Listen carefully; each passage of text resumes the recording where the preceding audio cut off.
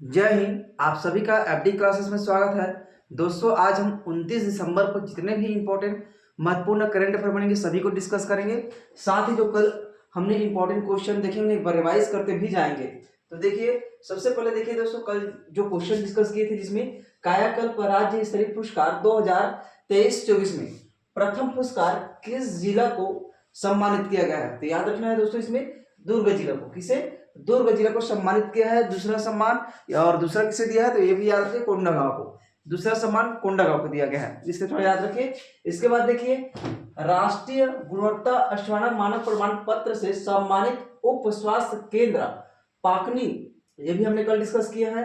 पाकनी किस जिला में स्थित है दोस्तों, तो याद रखिए सूरजपुर जिला में। किसमें, सूरजपुर जिला में स्थित है। इसके बाद प्रधानमंत्री राष्ट्रीय बाल पुरस्कार 2024 से सम्मानित हेमवती नाग किस खेल से जुड़े हुए हैं। ये भी क्वेश्चन बहुत इंपॉर्टेंट, सबसे ज्यादा इंपॉर्टेंट क्वेश्चन कौन सा रहा है, तो याद रखिए ये वाला, जिसमें भी हाल ही में दोस्तों राष्ट्रीय बाल पुरस्कार से सम्मानित किया गया है। याद रखिए, इंपॉर्टेंट क्वेश्चन होता है ये बाल पुरस्कार, इसलिए याद रखना, इसमें हमारे हेमवती नाग जी को सम्मानित किया गया है। और ये किस खेल से जुड़े हुए हैं, तो जूडो खिलाड़ी है। किसमें, जूडो खिलाड़ी से संबंधित है। आप हमारे टेलीग्राम में जाएंगे, वहां पर आपको पूरा विस्तार से मिल जाएगा, पूरा क्लास डे वाइज मिल जाएगा, या हमारे प्लेलिस्ट में भी पूरा क्लास लाइन से आपको मिल जाएगा। वहां पे जाएंगे और साथ ही पीडीएफ हफ्ते में एक बार बिल्कुल मिलेगा, इसलिए आप वहां पर जाकर पीडीएफ भी ज्वाइन कर सकते हैं। चलिए आगे देखेंगे। इसके बाद देखिए, किस आयु वर्ग के बच्चों को प्रधानमंत्री राष्ट्रीय बाल पुरस्कार दिया जाता है, हमने कल डिस्कस की, उसके बारे में है ये। 5 से 18 वर्ष की आयु वर्ग के जो बच्चे हैं दोस्तों, उन्हें राष्ट्रीय बाल पुरस्कार से सम्मानित किया जाता है। इसी तरह दोस्तों नेक्स्ट क्वेश्चन क्या रहा है, तो माया सैंडू ने दूसरी बार किस देश के राष्ट्रपति के रूप में, ध्यान देंगे यहाँ पे, माया सैंडू ने दूसरी बार किस देश के राष्ट्रपति के रूप में शपथ ली है। तो याद रखिए दोस्तों, ये मोल्दोवा, कहाँ के, मोल्दोवा, ठीक है, ये भी याद रखना इंपॉर्टेंट रहेगा। इसके बाद देखिए दोस्तों, नेक्स्ट क्वेश्चन हमने डिस्कस किया था कि दोस्तों यहाँ पे देखेंगे, चलिए राज्य वाला नहीं है, राज्य वाला भी हमने डिस्कस किया था, जिसमें 5 राज्यों का राज्यपाल नियुक्त किया गया, उसके बारे में डिस्कस करना था। जिसमें बिहार का आपको पता है आरिफ मोहम्मद खान, जो हमने ट्रिक के माध्यम से याद किया था। हार में आपको याद रखना, हार में जो आरिफ मोहम्मद खान, जो मोहम्मद खान है, उसने आरी लेकर दौड़ा, फिर भी वह हार गया, ठीक है। तो बिहार का आरिफ मोहम्मद खान। इसी तरह केरल में हमने याद रखा था, केरल में केला, तो केला विश्वनाथ अलेकर, मतलब विश्व के लोग क्या कहते हैं, केला, इस तरह से उसका याद किया था। मणिपुर का भी याद किया था, अजय कुमार भल्ला। मणिपुर के लिए, मणि के लिए कौन भल्ला लेकर दौड़ा, तो अजय कुमार भल्ला, ठीक है, याद रखें। उसके बाद उड़ीसा में भी हमने ट्रिक के माध्यम से याद किया था। उड़ीसा में दोस्तों डिश याद किया था, तो हरि बाबू कंभापति, ये भी हमने डिस्कस किया था। ये सभी क्वेश्चन हमने कल डिस्कस किए हैं। ये आज का क्वेश्चन है, ये भी बहुत ही इंपॉर्टेंट रहने वाला है। तो देखिए, हाल ही में होने वाले चुनाव में नगर निगम में, यहाँ पे जो कोटेशन बिल्कुल याद रखे, देखिए हाल ही में होने वाले नगर निगम में 3 लाख या उससे ज्यादा जनसंख्या होने पर, ध्यान देंगे, नगर निगम में 3 लाख या उससे ज्यादा जनसंख्या होने पर निर्वाचन व्यय सीमा निर्धारित है। मतलब कितना रुपए निर्धारित किया गया निर्वाचन में, क्योंकि चुनाव होना है, पंचायतों में भी होना है और नगरीय निकाय में भी होना है, ठीक। तो दोस्तों नगर निगम में 3 लाख से अधिक जनसंख्या होने पर इसमें कितने निर्वाचन व्यय निर्धारित किया गया, कितने लाख रुपए इसमें व्यय कर सकते हैं, किसके द्वारा, पार्षद द्वारा, ठीक। तो ये भी इंपॉर्टेंट रहेगा, ठीक है दोस्तों। तो इसे डिस्कस करना है, क्योंकि एग्जाम में बिल्कुल बनेंगे, क्योंकि भी हमारे प्रदेश में चुनाव होना है, तो चुनाव में जाहिर सी बात है इससे क्वेश्चन बिल्कुल एग्जाम में पूछे जाएंगे, ठीक है। क्योंकि चुनाव में पार्षदों के खर्च की अधिकतम सीमा क्या रखा गया, ये भी बहुत इंपॉर्टेंट है, ठीक। अब देखिए, इसमें 8 लाख रुपए दिया गया है, 5 लाख रुपए दिया गया है, 2 लाख रुपए दिया गया है और 75,000 रुपए दिया गया। ये सभी एक एक जो ऑप्शन है, ये भी एक एक क्वेश्चन है, ठीक। जिसमें दोस्तों आपको याद रखना, इसमें 3 लाख या उससे ज्यादा अधिक होने पर नगर निगम में जनसंख्या 3 लाख या उससे ज्यादा अधिक जनसंख्या होने पर दोस्तों कितने लाख रुपए पार्षदों द्वारा खर्च किया जा सकता है। तो ध्यान देंगे दोस्तों, यहाँ पर 8 लाख रुपए, कितने, 8 लाख रुपए दोस्तों पार्षदों द्वारा क्या किया जा सकता है, खर्च किया जा सकता है, ठीक है। याद रखे, किसमें, नगर निगम में। अब इसी तरह दोस्तों एक और कैटेगरी है नगर निगम में 3 लाख से कम, यहाँ पे तो 3 लाख या उससे ज्यादा जनसंख्या होने पर बताया गया है। तो देखिए इसमें 3 लाख से कम, 3 लाख से कम जनसंख्या होने पर, 3 लाख से कम जनसंख्या होने पर दोस्तों वह 5 लाख रुपए खर्च कर सकते हैं। ठीक है, कितने रुपए? 5 लाख रुपए खर्च कर सकते हैं, ये भी इंपॉर्टेंट। अब इसी तरह दोस्तों हमने एक और जानते हैं कौन सा, नगर पालिका, नगर पंचायत, दोनों जानते हैं ना। तो दोस्तों याद रखिए उसमें पार्षद कितने रुपए खर्च कर सकते हैं। तो याद रखिए दोस्तों इसमें नगर पालिका में, नगर पालिका में दोस्तों इसमें एक पार्षद, इसमें कोई जानकारी नहीं दिया गया कि जनसंख्या इतने जनसंख्या पे होने पर इतना, कि इसमें केवल याद रखना है नगर पालिका में पार्षद दोस्तों इसमें कितने भी जनसंख्या हो उसमें 2 लाख रुपए ही खर्च कर सकते हैं। ठीक है, नगर पालिका में पार्षदों के द्वारा खर्च किए जाने का जो राशि कितना निर्धारित किया है, 2 लाख रुपए, याद रखना है। ठीक, इसी तरह दोस्तों नगर पंचायत में चुनाव होंगे, नगर पंचायत में चुनाव होंगे तो दोस्तों उसमें जो पार्षद रहेंगे वह दोस्तों इसमें 75,000 रुपए, कितना? नगर पंचायत,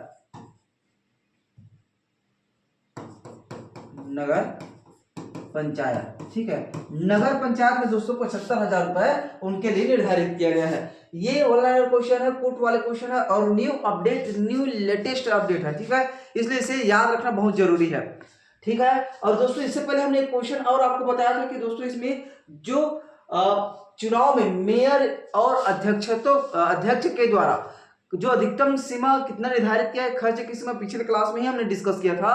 तो दोस्तों याद रखिए ये सभी 2011 की जनगणना सूची के अनुसार है ना, 2011 की जनगणना सूची की जो संख्या निर्धारित किया गया है उसी के आधार पर यहाँ से बेस मानते हुए खर्च बताया गया है। हमने बताया गया था कि नगर पालिका निगम में दोस्तों कितने रुपए खर्च किया जाएगा, तो 5 लाख से अधिक होने पर 25 लाख रुपए बताया था, और 3 लाख से 5 लाख जनसंख्या होने पर दोस्तों 20 लाख रुपए खर्च किया जाएगा नगर पालिका में। साथ ही उसी तरह दोस्तों नगर पालिका निगम में 3 लाख से कम जनसंख्या होने पर दोस्तों वहां पर 15 लाख रुपए खर्च किए जाएंगे, किसके द्वारा? मेयर और अध्यक्षों के जो चुनाव होंगे उसमें, ये हमने बताया था। इसी तरह नगर पालिका परिषद में बताया था 50,000 से ज्यादा जनसंख्या होने पर 10 लाख रुपए, अगर आप नए हो तो बिल्कुल आप लिख लेंगे। और साथ ही नगर पालिका परिषद में दोस्तों 50,000 से कम जनसंख्या होने पर 8 लाख रुपए खर्च सीमा इसमें बताया गया था। ठीक, इसलिए थोड़ा सा याद रखना है। चलिए, ये सभी क्वेश्चन इंपॉर्टेंट है, थोड़ा सा याद रखें। और इसी में एक और अपडेट याद रखना है दोस्तों, क्योंकि जो चुनाव होंगे आपको पता है कि हमारे प्रदेश में कितने नगर निगम है, ये आपको पता ही होगा। तो दोस्तों हमारे प्रदेश में नगर निगम की बात करते हैं तो दोस्तों 14 है, लेटेस्ट डाटा है ये भी याद रखें। हमारे प्रदेश में 14 कितना है नगर निगम, नगर निगम, ठीक है, 14 नगर निगम है दोस्तों। इसमें चुनाव कितने में होंगे ये भी इंपॉर्टेंट रहेगा कि 14 में होंगे कि कम होंगे। तो याद रखें दोस्तों 10 नगर निगम में इस बार चुनाव होंगे हमारे प्रदेश में, कितने? 10 नगर निगम में चुनाव होंगे। ठीक है, क्योंकि ये भी इंपॉर्टेंट है, लेटेस्ट डाटा बिल्कुल याद रखिए। और देखिए अब 14 है तो 14 को याद करना जरूरी नहीं है, आपको याद रखना है ये 4 कौन से ऐसे नगर निगम है जहां चुनाव नहीं होंगे, है ना। 10 को याद करने से बेहतर है 4 को याद करते हैं, तो आपको याद हो जाएगा, बाकी जितने बच जाएंगे उसमें चुनाव होंगे। ठीक, तो याद रखें दोस्तों हम इसमें जो नहीं होंगे चुनाव उसे याद रखते हैं, तो ये भी इंपॉर्टेंट रहेगा। सबसे पहले रिशाली, ठीक, इस नगर निगम में चुनाव नहीं होंगे, रिसाली में चुनाव नहीं होंगे, साथ ही बिरगांव में चुनाव नहीं होंगे, भिलाई में और भिलाई चरौदा दोनों इंपॉर्टेंट है क्योंकि भिलाई चरौदा दोनों आपको याद हो जाएगा। साथ ही दोस्तों बिरगांव में भी, यहाँ भी चुनाव नहीं होगा, और साथ ही रिशाली में, इन चारों में चुनाव नहीं होंगे, बाकी 10 में क्या होंगे? चुनाव होंगे। ठीक, इसलिए थोड़ा सा याद रखिए क्योंकि इन 4 निगम है ना, कौन कौन सा, जो अभी हमने रिसाली, बिरगांव, भिलाई और भिलाई चरौदा ये डिस्कस किए, तो दोनों में दोस्तों 2021 में क्या हुआ था? चुनाव हुआ था, 2021 में चुनाव हुआ था, इसलिए चुनाव नहीं किए जाएंगे वहां पर। ठीक है, इसलिए याद रखिए। चलिए हम लिख देते हैं, आप स्क्रीनशॉट ले लेंगे। रिशाली, ठीक है, यहाँ पे रिशाली हो गया। दूसरा क्या है? बिरगांव पे, ठीक है। तीसरा क्या है? तीसरा है दोस्तों भिलाई, और इसी में भिलाई चरौदा कर लेना, भिलाई और यहाँ पे चरौदा। ठीक है, इतना में क्या होगा? चुनाव नहीं होंगे। ठीक है, क्योंकि यहाँ 2021 में चुनाव हुए थे। ये भी क्वेश्चन पूछा जा सकता है कि 4 नगर चुनाव में चुनाव नहीं हुए, किस लिए चुनाव नहीं हुए? तो याद रखें 2021 में चुनाव हुआ था, इसलिए इसमें चुनाव नहीं होंगे। ठीक है, इतना आपको याद रखना है। और इसी में एक और अपडेट रहा है, क्योंकि दोस्तों अब जो ईवीएम मशीन है ना उसमें चुनाव होते थे, अब क्या किया जाएगा, जो बैलेट पेपर से होंगे चुनाव, इसलिए थोड़ा सा याद रखें, क्योंकि कांग्रेस सरकार द्वारा दोस्तों पिछले जब चुनाव हुआ था, नगर निगम का जो चुनाव हुआ था, नगर पालिका चुनाव हुआ था, तो दोस्तों उसमें बैलेट पेपर का यूज किया गया था। इस बार भी हमारी सरकार द्वारा बैलेट पेपर का ही यूज किया जाएगा, ठीक है, क्योंकि ईवीएम का बहुत ज्यादा उसमें अभी जो चुनाव है ना उसमें कराया नहीं जा सकता, क्योंकि उनकी व्यवस्था भी हुआ नहीं है, तो बैलेट पेपर के माध्यम से इस बार चुनाव किया जाएगा, ठीक है। इसलिए याद रखें, बैलेट पेपर या ईवीएम से क्वेश्चन भी पूछा जाता है, इस बार किससे चुनाव होगा, तो बिल्कुल आपको याद रखना है किसमें, बैलेट पेपर से ही चुनाव किए जाएंगे इस बार, ठीक है। चलिए इतना आपको याद रखना इस क्वेश्चन में। अब देखिए छत्तीसगढ़ का पहला फार्मास्यूटिकल पार्क कहाँ बनाया जाएगा, ठीक है, क्योंकि हमारा छत्तीसगढ़ का होने वाला है, इसलिए इंपॉर्टेंट क्वेश्चन रहेगा ये।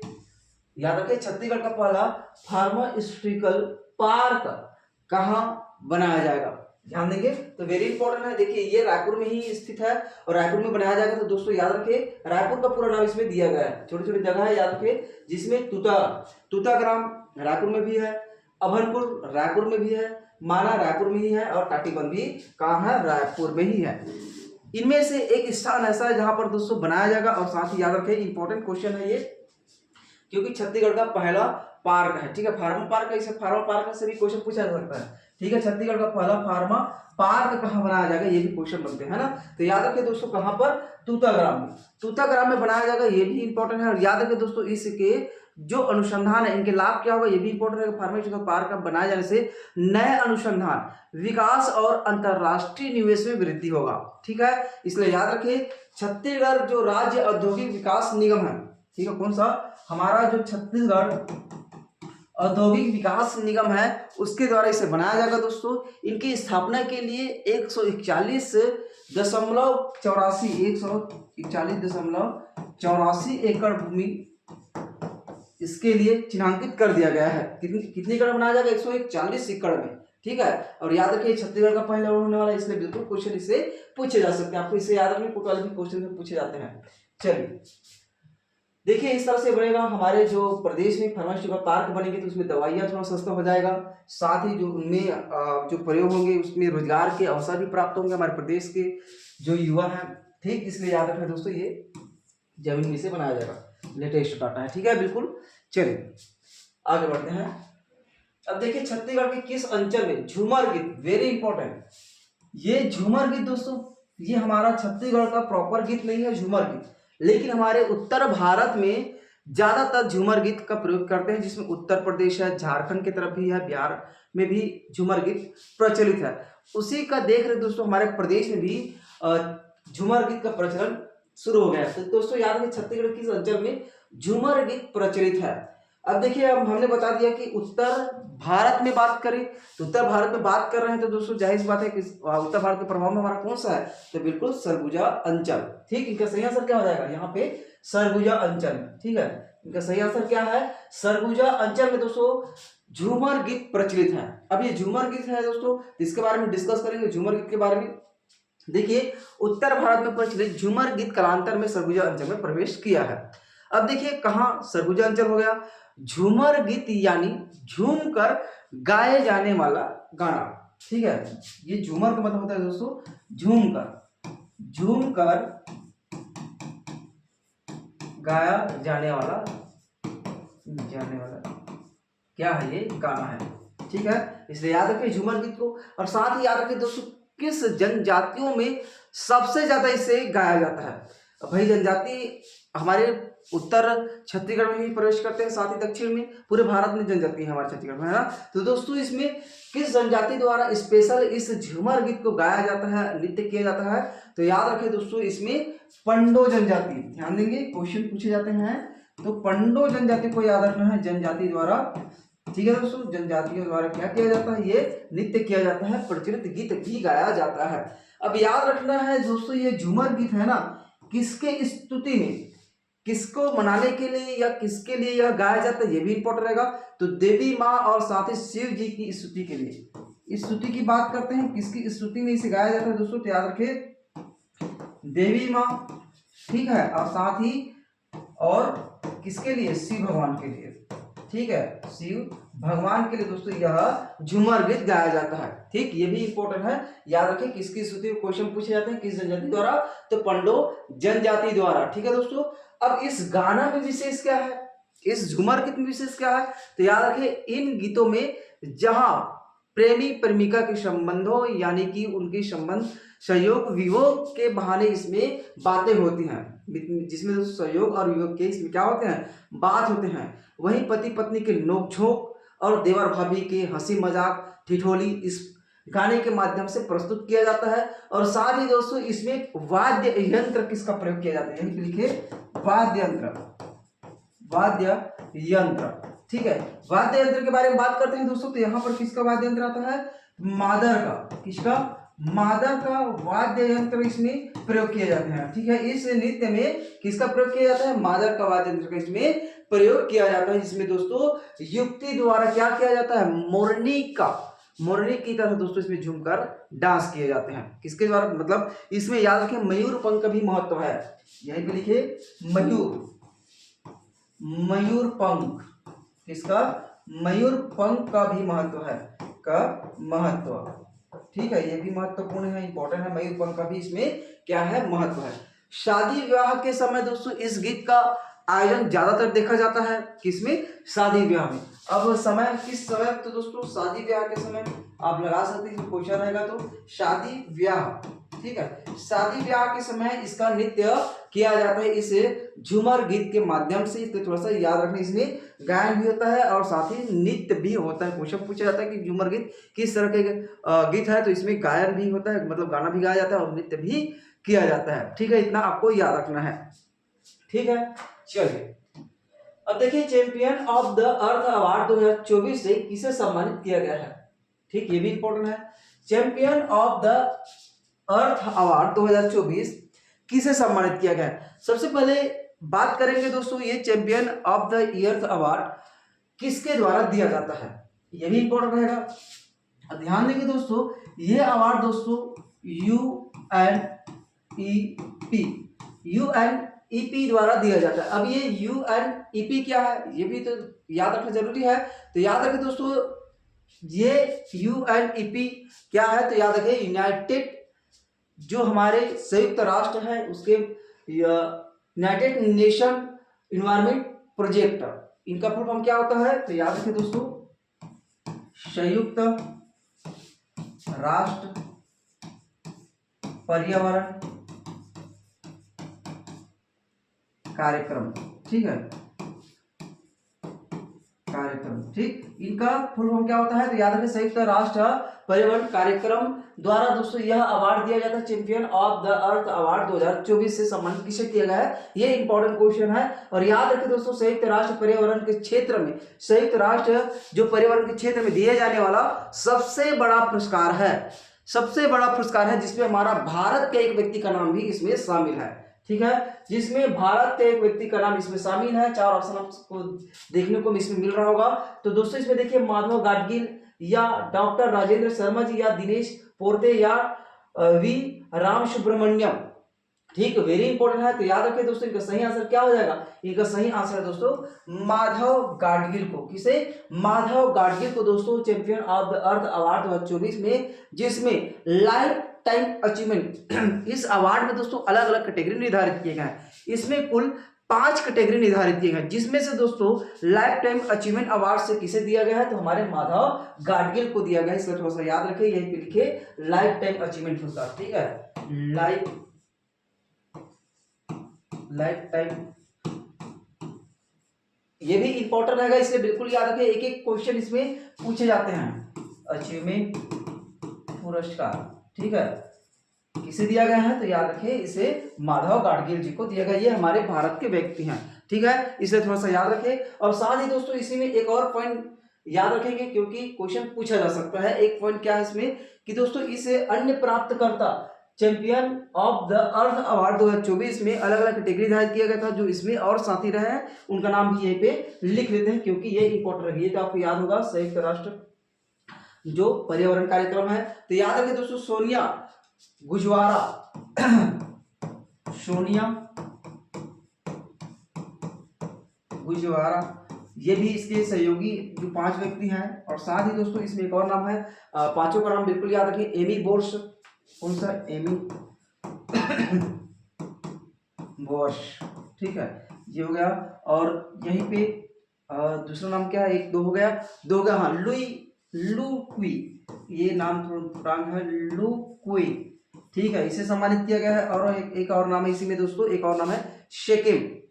क्या नाम है? शेकेम, शेकेम, ठीक। इस व्यक्ति, इन 5 व्यक्ति को इसमें सम्मानित किया गया। ये 4 व्यक्ति हो गए और ये हमारा माधव गाडगिल 5वां व्यक्ति हो गया, ठीक है। अब याद रखिए दोस्तों, ये पुरस्कार संयुक्त राष्ट्र का सर्वोच्च, ध्यान देंगे, संयुक्त राष्ट्र का सर्वोच्च पर्यावरण पुरस्कार है, ठीक है। पर्यावरण के क्षेत्र में दिया जाना सबसे बड़ा पुरस्कार है ये, इसे थोड़ा सा याद रखें दोस्तों। और संयुक्त राष्ट्र जो UNEP कार्यक्रम की शुरुआत कब से किया गया, ये भी इंपॉर्टेंट रहेगा, याद रखें दोस्तों। इसके द्वारा इस सम्मान की शुरुआत 2005 से, ठीक है, कब से? 2005 से दोस्तों इस सम्मान को दिया जाता है। किसके द्वारा? तो याद रखें, UNEP द्वारा। अब इसे में याद रखें दोस्तों, इस पुरस्कार का दिए जाने का महत्व इंपॉर्टेंट हो गया। अब साथ याद रखें, जो जलवायु परिवर्तन, साथ ही जैव विविधता और प्रकृति की हानि, प्रदूषण और साथ ही अपशिष्ट की चुनौतियों के लिए दोस्तों अभिनव प्रयास के लिए यह पुरस्कार हमारे दिए जाते हैं यूनेस्को द्वारा, ठीक है, इसलिए याद रखें। और इसमें एक क्वेश्चन और पूछा जाता है कि दोस्तों इसमें संयुक्त राष्ट्र पर्यावरण कार्यक्रम मतलब UNEP की शुरुआत कब से किया गया है, तो ध्यान देंगे दोस्तों, अब इसके बारे में डिस्कस कर रहे हैं।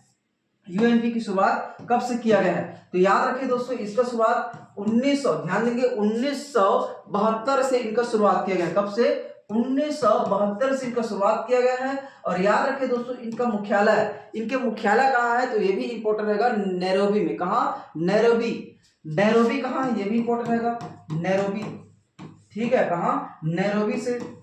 और साथ ही दोस्तों नैरोबी में कहाँ, नैरोबी कहाँ है, तो ये भी क्वेश्चन एग्जाम में पूछा जाता है।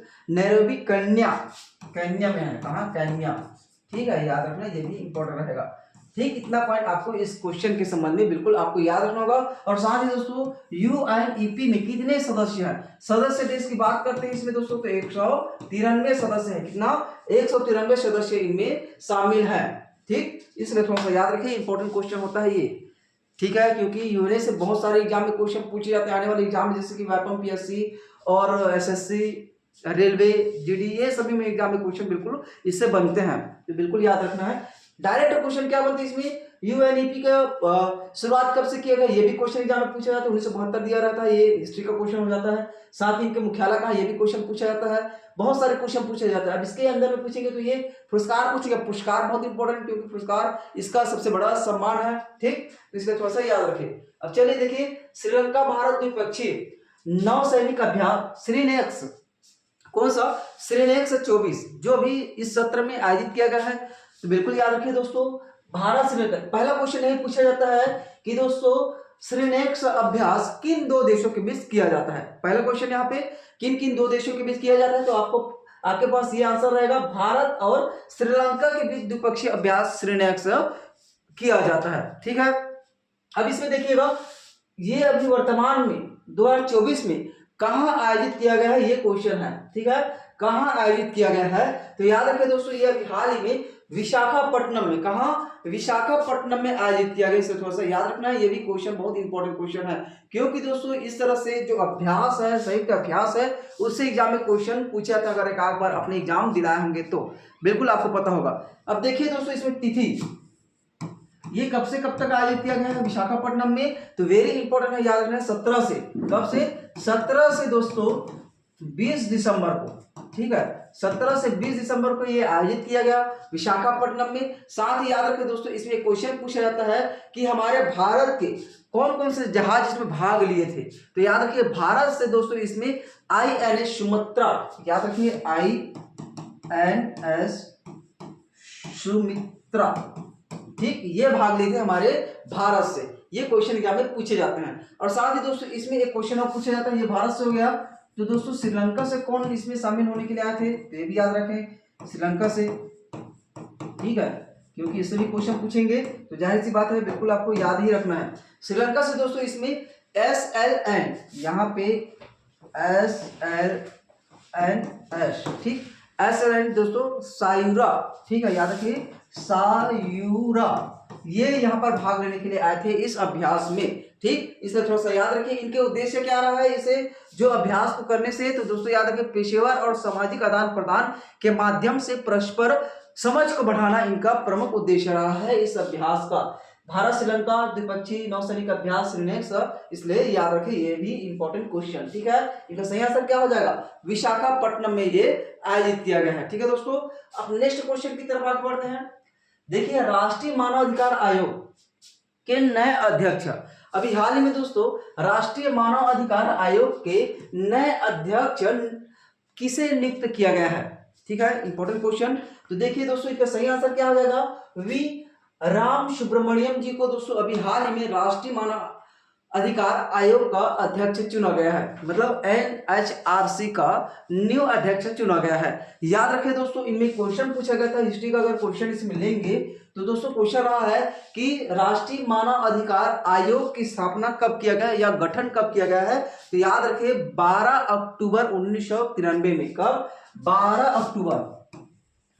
अक्टूबर 1993 में दोस्तों इनका गठन किया गया है राष्ट्रीय मानव अधिकार आयोग। अगर आप इसमें संविधान संबंधी क्वेश्चन डील करेंगे तो दोस्तों इसमें आपको बिल्कुल मिलेगा। तो बिल्कुल याद रखें राष्ट्रीय मानव अधिकार आयोग का गठन कब किया गया, 1993 में किया गया है। ठीक, और इसमें क्वेश्चन पूछा जाता है किस सिद्धांतों के तहत दोस्तों, तो याद रखें पेरिस सिद्धांतों के अनुरूप। किसके अनुरूप, तो याद रखना है आपको पेरिस सिद्धांतों के अनुरूप दोस्तों इसे क्या किया है, गठित किया गया है। ठीक है, इसलिए थोड़ा सा याद रखना है। और इनके मुख्यालय से भी क्वेश्चन रहा है, तो नई दिल्ली में इनका क्या है, मुख्यालय है। ठीक है, ये भी पॉइंट आपको याद रखना, नई दिल्ली लिख ले। ठीक है, क्योंकि इंपॉर्टेंट क्वेश्चन बिल्कुल डिस्कस करते जाएंगे, क्योंकि क्वेश्चन एग्जाम में बिल्कुल इससे पूछा जाता है। अब देखिए इनका उद्देश्य क्या होता है दोस्तों, मानव अधिकारों का संरक्षण और उल्लंघनों पर ध्यान देना होता है। जो मानव अधिकार के जो अधिकार है उनके संरक्षण के लिए दोस्तों यह मानव अधिकार आयोग का गठन किया गया है। और याद रखें इनका कार्य क्षेत्र क्या होता है, 1 वर्ष के भीतर जो गठित जो घटना होते हैं मानव अधिकार के संबंध में, उस मामलों को इसमें क्या किया जाता है, जांच किया जाता है। 1 वर्ष के भीतर घटित मामलों के इसमें जांच किया जाता है। ठीक है, इतना आपको याद रखना है। इसके संबंध में इनका सही आंसर क्या हो जाएगा, वी राम सुब्रमण्यम जी इनका सही आंसर हो जाएगा। अब इसके संरक्षण मतलब संरचना, मानवाधिकार आयोग के जो स्ट्रक्चर है इसमें कौन कौन से मिलकर इसमें बनते हैं, कितने सदस्य होते हैं, ये सभी डिस्कस करेंगे तो बहुत टाइम हो जाएगा इसमें, है ना। तो याद रखें इसमें संरचना में दोस्तों अध्यक्ष होता है, और अध्यक्ष कौन बनते हैं ये संविधान में क्वेश्चन पूछा जाता है। तो दोस्तों याद रखें उच्चतम न्यायालय का पूर्व मुख्य न्यायाधीश जो रिटायरमेंट हो चुके हैं वह दोस्तों इनमें क्या होते हैं, इनके अध्यक्ष बनाए जाते हैं। किसी भी को इसमें अध्यक्ष बना दिया जाता है, उच्चतम न्यायालय का पूर्व मुख्य न्यायाधीश। ठीक, कौन है पूर्व मुख्य न्यायाधीश, तो अभी याद रखें वी राम सुब्रमण्यम जी को इसमें क्या किया दोस्तों, नियुक्त किया गया है। इसलिए थोड़ा सा याद रखें। अब इसे भी याद रखेंगे दोस्तों इसमें कितने सदस्य होते हैं, ये भी बहुत सारा क्वेश्चन होता है। तो याद रखें सदस्य में दोस्तों एक उच्चतम न्यायालय का पूर्व न्यायाधीश होता है, साथ ही एक उच्चतम न्यायालय का पूर्व मुख्य न्यायाधीश भी होता है। और याद रखें दोस्तों 3 मानवाधिकार विशेषज्ञ जिसमें एक महिला होना अनिवार्य। मतलब दोस्तों इनमें स्ट्रक्चर में 3 मानवाधिकार परिषद के जो विशेषज्ञ व्यक्ति होते हैं उसे भी इसमें स्थान दिया गया है, और एक महिला का होना इसमें भी प्रमुख रूप से बताया गया। 3 पदेन सदस्य भी इसमें होते हैं। ठीक, ये सभी क्वेश्चन में पूछे जाते हैं। चलिए आगे बढ़े। अब देखिए दोस्तों पुलिस कलर्स अवार्ड 2024 से किस राज्य को सम्मानित किया गया, ये क्वेश्चन हमने पिछले क्लास में पूछा था, जिसका सही आंसर सभी लोगों ने बहुत ही महत्वपूर्ण दिया है। और याद रखें दोस्तों इसका सही आंसर क्या है, हमारा छत्तीसगढ़ बिल्कुल करेक्ट आंसर है, जिसमें पुलिस कलर्स अवार्ड 2024 हमारा छत्तीसगढ़ को सम्मानित किया गया है। अब देखिए प्रदेश में, ये आपके लिए क्वेश्चन रहेगा, प्रदेश में पारस पत्थर के लिए बहुचर्चित रायकेला तालाब, कौन सा, रायकेला तालाब, इसके संबंध में हमने कल आपको कहानी भी सुनाकर बताया थे कि इसमें इस संबंध में इसका ये हुआ। तो रायकेला तालाब बहुत इंपॉर्टेंट है, इसके बारे में भी आपको याद रखना है। अगर आप हमारा क्लास नहीं देख पाए हैं तो बिल्कुल हमारे प्लेलिस्ट में जाएंगे या हमारे टेलीग्राम में जाएंगे तो बिल्कुल आपको मिल जाएगा। ठीक है दोस्तों, किसी भी क्वेश्चन में डाउट रहा होगा तो बिल्कुल कमेंट करेंगे। चलिए मिलते हैं नेक्स्ट वीडियो में। जय हिंद, जय छत्तीसगढ़।